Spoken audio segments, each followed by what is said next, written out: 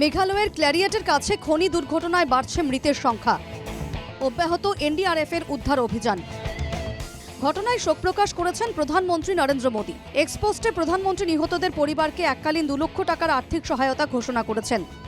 ঘটনায় শোক প্রকাশ করেছেন কেন্দ্রীয় স্বরাষ্ট্রমন্ত্রী অমিত শাহ, কংগ্রেস নেত্রী প্রিয়াঙ্কা গান্ধী, সমাজবাদী পার্টির নেতা অখিলেশ যাদব প্রমুখ। মেঘালয়ের খনি বিপর্যয় নিয়ে অসমের মুখ্যমন্ত্রী প্রতিক্রিয়া প্রকাশ করে বলেন, হতাহত সম্পর্কে এখনো মেঘালয় থেকে সরকারিভাবে কোনো তথ্য আসেনি। देखिए, ये मेघालय सरकार का साथ हमारा चीफ सेक्रेटरी साहब संबंध में है। मैं मेघालय में जो घटना हुआ है उसका ऊपर मैं टिप्पणी करना नहीं चाहूँगा जब तक कोई कंफर्म रिपोर्ट हमारा पास ना आए।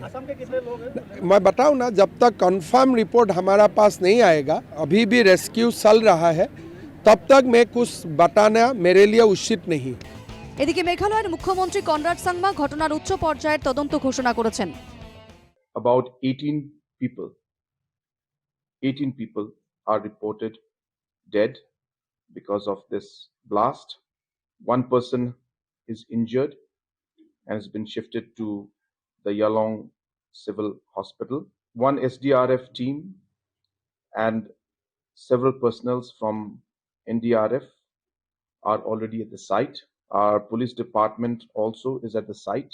At the same time, officials from the mining department are also there, and of course the local administration. We have instructed the police to take full action against those who are responsible.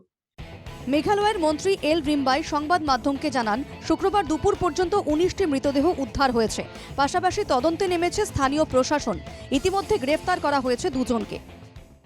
Today at around 1:30 p.m. We could recover the body.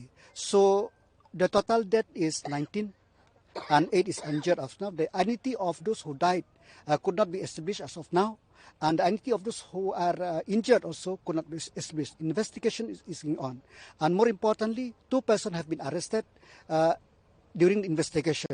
So more investigation will be done to see that whoever do this, they have to face the law.